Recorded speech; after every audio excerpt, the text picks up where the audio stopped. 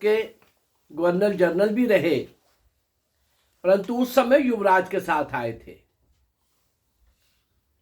देश के अंदर एक और उनके विरोध में असहयोग आंदोलन हो रहा था, दूसरी तरफ ब्रिटिश सरकार और उनके चमचों के द्वारा उनके स्वागत की तैयारी हो रही थी। इस सारे के बीच में कल का अगर मेरा वो एपिसोड देखा होगा तो आप जुड़ जाएंगे उसके साथ। देशबंधु चित्तरंजन दास अपने आप में एक कमाल के जननायक और बहुत बड़े वकील थे। सुभाष को देखकर उनको लगा कि ये जो प्रिंस आ रहा है, प्रिंस ऑफ वेल्स, जो वहां का युवराज आ रहा है, इसके लिए कलकत्ता के अंदर अच्छा विरोध होना चाहिए। सुभाष को ये काम सौंपा गया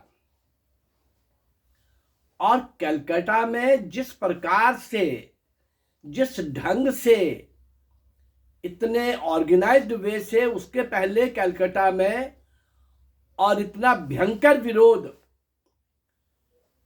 ऐसा अंग्रेजों ने कल्पना भी नहीं की होगी, और उनके जो यहाँ के पिट्ठू थे उन्होंने भी कल्पना नहीं की होगी। नेताजी, अभी सुभाष चंद्र बोस बनने में टाइम लगना था, अभी सुभाष नाम से ही इनको जाना जा रहा था। और सुभाष ने जिस सफलतापूर्वक ढंग से कलकत्ता बंद का, बंगाल बंद का, और उसमें कलकत्ता का जो शो था वो इतना प्रभावशाली था कि वो डिक्की माउंटबेटन ने उसको मजबूर हो गया, वो चित्तरंजन दास, देशबंधु चित्तरंजन दास को बुलाया कि हम भेंट करें जरा आपस में। पर देशबंधु चित्तरंजन दास खुद नहीं गए, उन्होंने उसके लिए सुभाष को ही भेजा, एक और किरण शंकर को उनके साथ भेजा। बातचीत हुई। डिक्की माउंटबेटन ने सुभाष को अलग से भी मिलना चाहा, सुभाष जी मिल लिए। अलग बात करने के बाद उसने जो कमेंट्स किए अपने सरकार को कहा, और एक बड़ा वहां का क्रूरतम एक पुलिस ऑफिसर को बुला करके ये कहा कि भाई इस पर नजर रखी जाए, ये अंदर आग से भरा हुआ है और फिर योग्य है, समझदार है, युवा है, और देश के लिए इसके जो क्रांतिकारी विचार हैं वो बहुत भयानक हैं, तो इसलिए इस पर नजर रखी जाए। कल का ये एपिसोड में अब आगे बढ़ता हूं, किस तरीके से उसने क्या जवाब दिया कि इसके लिए मैंने पिंजरा लोहे का तैयार रखा है, वगैरह वगैरह। हाँ, 1924 में इसके बाद कलकत्ता कॉरपोरेशन में देशबंधु चित्तरंजन दास और सुभाष ने मिलकर बहुत कहना चाहिए कि स्वराज पार्टी के नाम से इलेक्शन लड़ा और भारी मतों से विजय प्राप्त की। मेयर थे देशबंधु चित्तरंजन दास। उन्होंने सुभाष को वहां का एग्जीक्यूटिव ऑफिसर बना दिया। सुभाष को भी अपना मां का एक वचन पूरा करना था, थोड़ी देर मां को जॉब करके दिखानी थी। और सुभाष का तो तय ही था कि उसको क्या करना है। पिताजी को भी पता था, आशा थी थोड़ी बहुत, लेकिन पता था कि ये हमारे हाथ आने वाला नहीं है। पर मां को तो जैसे होता है कि वो आ रहा है, बाहर से आ रहा है, आईसीएस करके आ रहा है, वगैरह वगैरह, जो भी एक माँ सोच सकती है, बेटा, शादी, बहू, वगैरह वगैरह। कई मन्नतें और कई ज्योतिषी और कई कुंडलियां, कई पंडितों को दिखाने के बाद उसको ये था कि हाँ ये करेगा जरूर। अब चूंकि देशबंधु चित्तरंजन दास ने ये ऑफर की थी, तो इसलिए दोनों बातें पूरी हो रही थी। उनको वो राजनीतिक गुरु मान चुके थे अपना, बहुत अच्छे तरीके से। चलिए, वहां पर ये एग्जीक्यूटिव ऑफिसर बनते ही ऐसा साहस का, हिम्मत का, योग्यता और क्षमता का परिचय दिया, कलकत्ता का नक्शा बदल दिया। सड़कों के नाम, पार्कों के नाम जो अंग्रेजों के से जाने जाते थे, सब का बदलकर राष्ट्रीय नेताओं और राष्ट्रीय हुतात्माओं के नाम उन पर अंकित किए गए। स्कूलों के अंदर राष्ट्रीय चेतना को जगाने वाली किताबें सुभाष ने लागू कर दी। राष्ट्रीय विचारों की पुस्तकें उस समय ये सब करना, कलकत्ता में हमारी चलेगी, हम जो चाहेंगे वो करेंगे। और स्वास्थ्य सेवाएं भी कलकत्ता की बहुत बढ़िया कर दी। ये सब सुभाष का अल्पकाल और ये सब चल रहा है। इन सब कारणों से सुभाष की यश धारा चहुं ओर धूम मचा रही थी। सरकार ने इन्हें, सुभाष को, चूंकि बहुत प्रसिद्ध हो रहे थे, तो बंगाल ऑर्डिनेंस एक्ट के अधीन झूठे अभियोग में गिरफ्तार कर लिया। 25 जनवरी 1925 को बेहद खतरनाक मांडले वर्मा जेल में भेज दिया गया। वहां की जलवायु सहन नहीं हुई, एकदम विपरीत थी, बीमार हो गए। शरीर हड्डियों का ढांचा मात्र रह गया।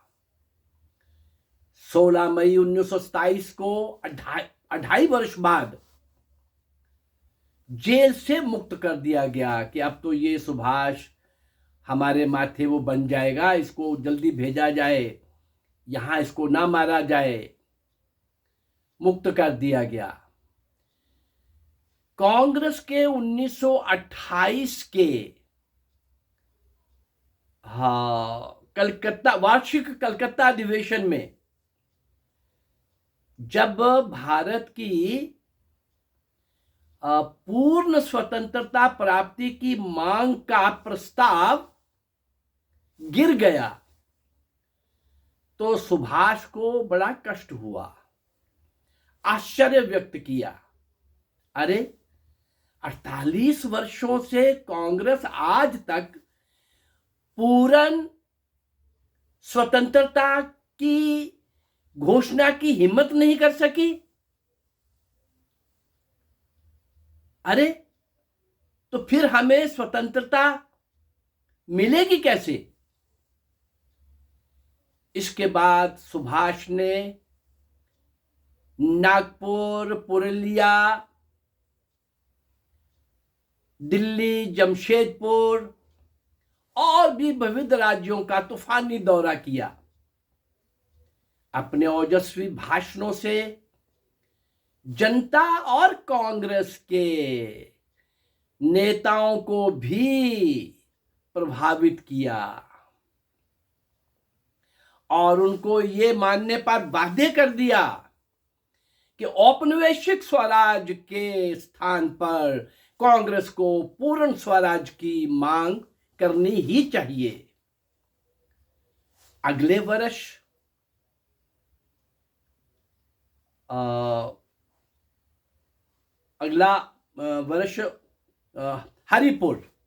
हरिपुर अधिवेशन के लिए, अगले ही वर्ष हरिपुर अधिवेशन में कांग्रेस को पूर्ण स्वराज्य की मांग का ऐतिहासिक निर्णय लेना पड़ा। 26 जनवरी 1930 को सारे देश में पूर्ण स्वतंत्रता दिवस मनाने का भी निर्णय हुआ। ये सब सुभाष का प्रभाव चल पड़ा है। लेकिन उससे पूर्व ही सुभाष को 23 जनवरी को गिरफ्तार कर लिया गया। माना तो ये था, तय तो ये हुआ था कि 26 जनवरी 1930 को, लेकिन 23 जनवरी को सुभाष को अपने जन्मदिन के दिन गिरफ्तार कर लिया गया। फिर 9 महीने बाद रिहा कर दिया गया। 27 जनवरी 1931 को, अब देखिए क्या क्या घटना चक्कर है। 27 जनवरी 1931 को चंद्रशेखर आजाद पुलिस संघर्ष में बलिदान हो गए। भगत सिंह, सुखदेव, राजगुरु 23 मार्च 1931 को फांसी के फंदे पर झूल गए। ये सब घटनाक्रम चल रहा है, सुभाष के सामने सब हो रहा है। गांधी जी भी उन्हें फांसी से बचा नहीं पाए। उन दिनों सुभाष ने एक देशव्यापी, सारे विश्व में भी एक अभियान चलाया था कि इन तीनों को फांसी रुकनी चाहिए। और सुभाष का मत था कि अगर गांधी थोड़ा भी एफर्ट करेगा तो ये रुक सकती है। अब इस बात का भी दुख था कि गांधी भी उसको बचा नहीं पाए। सुभाष की झुंझलाहट स्वाभाविक थी अब, और चारों ओर देश, वो झुंझलाहट किस बात के लिए थी? कौन सी हिंसा, कैसी अहिंसा? ये किस अहिंसा की बात कर रहे हैं भाई? चारों ओर देश हिंसा की ज्वाला में जल रहा है और हम अहिंसा की बंसुरी बजा रहे हैं। 28 मार्च 1931 को सुभाष ने कराची में अखिल भारतीय नौजवान सभा के अंदर सिंह गर्जना करते हुए कहा, मैं जो संदेश देना चाहता हूं वो है ये संपूर्ण सर्वांगीण और विशुद्ध स्वतंत्रता, इससे कम कुछ नहीं। और क्या बोला? जब तक उग्र क्रांतिकारी शक्तियां देश में जागृत नहीं होंगी तब तक देश स्वतंत्र नहीं हो सकता। ब्रिटिश सरकार के कान खड़े होने लगे। सुभाष के इन ओजस्वी भाषणों से ब्रिटिश सरकार को खतरा होने लगा कि अहिंसा से, इन्होंने बोला तो जो था कि देश की स्वतंत्रता के लिए अहिंसा के बिना देश की स्वतंत्रता नहीं लाई जा सकती। स्वतंत्रता के लिए सशक्त सैनिक संगठन का होना जरूरी है, उसकी आवश्यकता है। लेकिन भारत में रहकर ये संभव नहीं, क्योंकि यहां जनता के पैरों में अहिंसा की बेड़ियां पड़ी हुई हैं। मेरे सुनने वाले श्रोताओं को ये समझ आ रही होगी वो बेड़ियां किसने डाली हुई थी और किसका प्रभाव चल रहा था, और सुभाष किन भावनाओं के अंदर उस समय बह रहे थे, जी रहे थे, और वो क्या चाह रहे थे। जनता के पैरों में अहिंसा की बेड़ियां पड़ी हुई हैं, इसलिए मुझे कुछ बाहर ही जाके करना होगा। और क्या बोले? हाँ, उग्र तेवरों के कारण, उग्र भाषणों के कारण सुभाष को फिर से 29 जनवरी 1932 को गिरफ्तार कर लिया गया। मद्रास जेल में सुभाष का स्वास्थ्य बिगड़ता चला गया, हालत बहुत खराब हो गई, वजन 50 पाउंड कम हो गया। देश में जगह जगह इनकी रिहाई के लिए प्रदर्शन किए जाने लगे। डॉक्टरों के एक दल ने स्विट्जरलैंड भेजने की सलाह दे दी। अब चाल थी, समझिए जरा, आगे देखते हैं। अब वास्तविकता क्या थी? वास्तविकता ये थी कि इनको स्विट्जरलैंड भेजकर यहां की जनता से दूर किया जाए। 13 फरवरी 1933 को उन्हें बलात् जबरदस्ती स्विट्जरलैंड भेज दिया गया। ना ही खर्चा और ना ही परिवार का कोई सदस्य उनके साथ भेजा गया। स्पष्ट था कि विदेश भेजकर इनके जीवन से छुटकारा पाने चाहती थी सरकार, और इस कारण से ये सब चल रहा था। सुभाष पूरे देश के अंदर चाहूं और उस समय के जो नेता थे वो भी बड़े दुखी थे। कांग्रेस के लीडर, सुभाष की जय हो रही थी चारों तरफ, और उस समय के नेता ब्रिटिश सरकार से मिलकर के सुभाष को ये सब कर रहे थे कि नहीं कर रहे थे, ये भी कई लोगों ने अपने ढंग से बहुत कुछ लिखा है। उस समय को अच्छी तरह से हमारे सामने कई तरीके से लाया है। भारत की जनता की भावनाएं इनके साथ थीं। ये तो स्विट्जरलैंड चले गए। वहां स्वास्थ्य लाभ करने के बाद 10 मई 1936 को वापसी पर समस्त भारत में सुभाष दिवस मनाया गया। पहली बार भारत में ये अपनी प्रसिद्धि की, कीर्ति की किन ऊंचाइयों को छू रहे थे, लेकिन कुछ लोगों से सहन नहीं हो रहा था। अरे ब्रिटिश सरकार सहन ना करती, समझ में आता है। कुछ और भी थे जो बाद में श्रेय ले रहे थे कि आजादी हमने लाके दी, और ये कितनी जेलें हुई, और आगे देखिए क्या होने वाला है। हाँ, राजनेताओं से मिलकर जब सुभाष दिवस मनाया गया तो विदेशों में जब ये थे स्वास्थ्य लाभ करते हुए, विदेशों में बहुत सारे देशों का वर्णन किया। विदेश जाकर वहां रहते हुए स्वास्थ्य लाभ करते हुए वहां के अपने भारतीय नौजवानों से और वहां के राजनीतिकों से संबंध बनाए। कहां कहां गए? Czechoslovakia, Austria, Poland, Hungary, Italy, Switzerland, Germany और फ्रांस आदि यूरोपीय देशों में भारतीय युवकों से और वहां के राजनीतिकों से गहरी पैठ बना ली। हाँ, भारत भूमि पर जब पांव रखा 3 वर्ष बाद, 3 वर्ष बाद जब भारत के भूमि पर पैर रखा तो मुंबई में जलपोत से उतरते ही, शिप से उतरते ही सरकार ने पुनः नजरबंद कर लिया। 1 वर्ष बाद मार्च 1937 को इन्हें फिर मुक्त कर दिया गया। ये आंख मिचौली चल रही थी। फरवरी 1938 में कांग्रेस के 51वें हरिपुरा अधिवेशन में इनको अध्यक्ष चुन लिया गया। 51 बैलों की गाड़ी पर सुभाष की शानदार सवारी निकाली गई। सुभाष का विश्वास था कि कोई भी देश बिना अपने सैनिक संगठन के स्वतंत्रता प्राप्त नहीं कर सकता।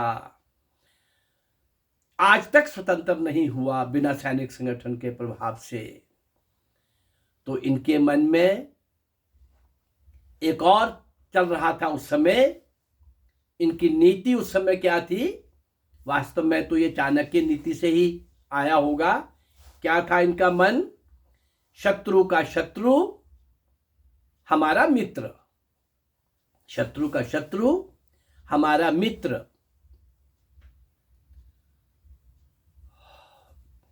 इनको ये विश्वास हो गया था, और इनका विश्वास ये और भी तब पक्का हो गया,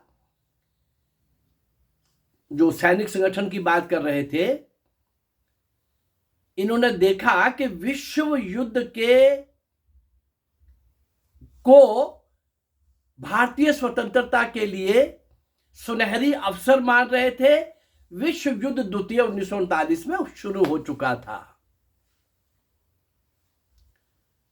और इसलिए अब जब उनके दिमाग में था कि विश्व युद्ध शुरू हो चुका है, कांग्रेस वाले वो नेता, गांधी से चर्चा हुई, गांधी ने इनकार कर दिया। उनका था कि हमको ब्रिटिश सरकार की इस समय सहायता करनी है और इनका यह था कि ब्रिटेन के खिलाफ लड़ने वाले देशों का हमने साथ देना है। सुभाष का ऐसा मत था। तो गांधी और सुभाष के बीच में मतभेद हो गया और उन्हें कांग्रेस के अध्यक्ष पद से 3 वर्ष के लिए पहले तो त्याग पत्र दिया इन्होंने और इन्होंने फॉरवर्ड ब्लॉक संस्था का भी निर्माण कर लिया। और विश्व युद्ध के कारण जनता में भी बड़ी जिज्ञासा थी कि अब इस अवसर का लाभ देश को उठाना ही चाहिए। सुभाष के भाषणों में जनता की भीड़ उमड़ती चली गई। लाखों की संख्या में लोग फॉरवर्ड ब्लॉक में शामिल होने लगे। कांग्रेस के कुछ दिग्गज नेता सुभाष की फैलती जशधारा को सहन नहीं कर पा रहे थे। अब 3 वर्षों के लिए सुभाष को कांग्रेस से निष्कासित भी कर दिया गया। इस युद्ध काल में सुभाष जेल की सलाखों में बंद नहीं रहना चाहते थे, लेकिन सरकार ये चाहती थी कि जब तक युद्ध चल रहा है तब तक सुभाष जेल के अंदर रहे, वो बाहर ना आए।